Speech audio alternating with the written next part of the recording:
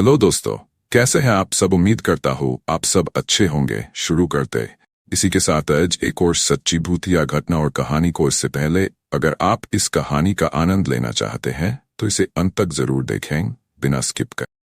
इस कहानी का नाम है भूतिया हवेली। ये कहानी है राजस्थान के छोटे से गांव अनूपनगर की।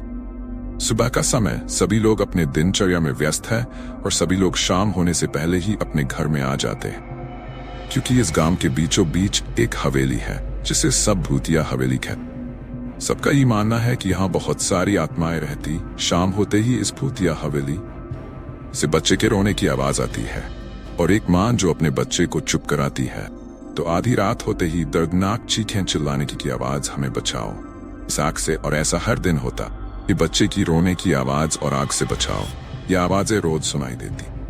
कोई कहता है 2 आत्माएं देखी तो कोई कहता है नहीं 5 आत्माएं। सब एक करके भूतिया कहानी बताने लगे। इसीलिए सब फैसला करते शाम होते ही भूतिया हवेली के पास से कोई नहीं गुजरेगा। यहाँ के मुखिया ने ही फैसला लिया कि कुछ लोगों ने वह आत्माएं देखी है।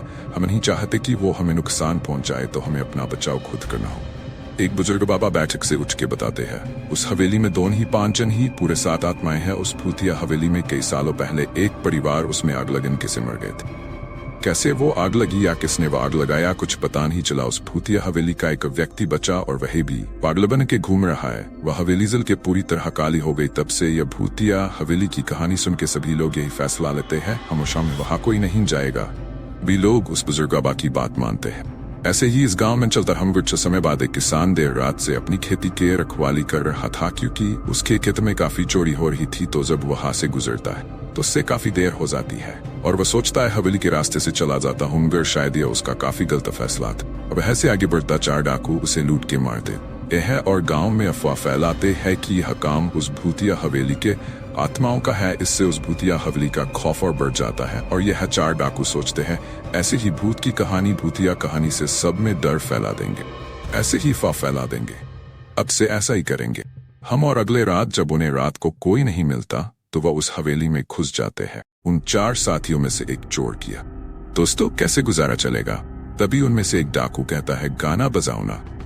एक अपनी मोबाइल निकाल के गाना बजाता है। बहुत हुआ इंतजार, जरा पास आ, तेरे नैना करने लगे बातें, ये तो है शरारते।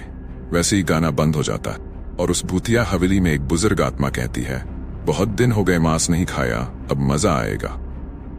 फिर एक औरत की आत्मा कहती है, ठीक ससुर जी उसके साथ। एक आत्मा जो कहता है, नहीं पिताजी, इसमें से एक आत्मा का शरीर हमें काम आ जाएगा। यहां से बाहर जाने के लिए हमारे पास ज्यादा समय भी नहीं है ना। अब कहानी को समझने के लिए मैं आपको बताता हूँ। इसमें 7 आत्माएं हैं, एक बुजुर्ग और 2 भाई की। और उनमें से एक भाई की शादी हो गई थी और उनके 2 बच्चे थे। और एक नौकर की आत्मा और एक परिवार का सदस्य जो बच गया था, वो बुजुर्ग व्यक्ति का भाई था। वह अभी पागल है तो यहाँ वहां घूम रहा है। तो वह कहता है, हमारे पास ज्यादा समय नहीं है, मैं उस व्यक्ति को ढूंढना होगा। वह आत्मा जिसने ये विचार दिया उसका नाम सुयेश था। और उन डाकू में से एक व्यक्ति को छोड़ के सबको मार देते हैं और मजे से मांस खाते। और सुयेश उसके शरीर में चला जाता है और उस भूतिया हवेली से निकलने से कामयाब रहता है और कहता है, मैं जल्द लौटूंगा। अब सुयेश सोचता है, हमें मुक्ति नहीं मिली तो हम पूरी जीवन यही काटनी होगी। हमें उस व्यक्ति को जल्द से जल्द पता लगाना होगा। अब वहां में लोगों से उस व्यक्ति नाम बता के पूछता है जिसे वह ढूंढ रहा था, जिसका नाम राजीव था, और पता लगाता है तो उसे मालूम चलता है कि वह हम छोमगर इस गांव के साल में बड़े मेले में आएगा है या पता लगा के हवेली में आता है वह इस गांव के मेले में आएगा। बुजुर्ग आत्मा बताती है, ठीक है, अब समय दूर नहीं, बेटा चिंता मत करो, वैसे ही मारेंगे उससे। अब राजीव गांव में आता है और सभी लोग से मिलता है और गांव की जानकारी लेता है क्या चल रहा है। गांव की काफी अमीर हो गया था, वह एक छोटा व्यापारी। गांव के मेले में सुयश आता और सारी आत्मा भी उसी डाकू के शरीर में। एक डाकू के शरीर में 7 आत्माएं। वह राजीव आराम से एक जगह बैठ के मेला देख रहा होता है। गांव के लोग सब व्यस्त थे इधर उधर और सुयश सभी के सामने उस राजीव को जला के मार देता है और वह बताता है कि क्या हुआ था उस हवेली में और क्या राज है उस भूतिया हवेली का।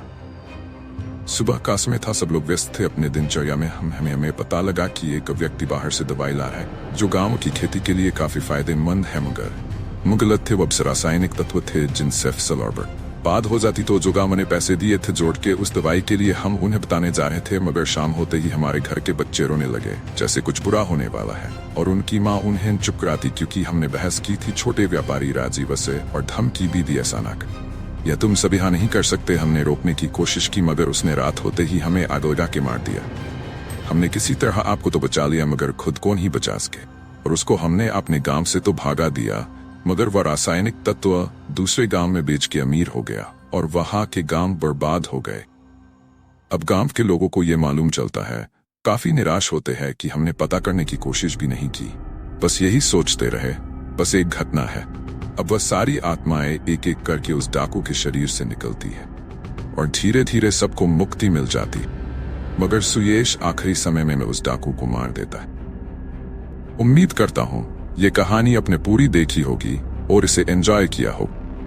अगर आप इसी तरह की और भी कहानियों को देखना चाहते हैं तो हमारे चैनल को सब्सक्राइब जरूर करें और बेल आइकन पर जरूर क्लिक करें। ये हमारा एक नया चैनल है, हमें ज्यादा से ज्यादा सपोर्ट भी करें। मिलते हैं एक और नई कहानी के साथ। धन्यवाद।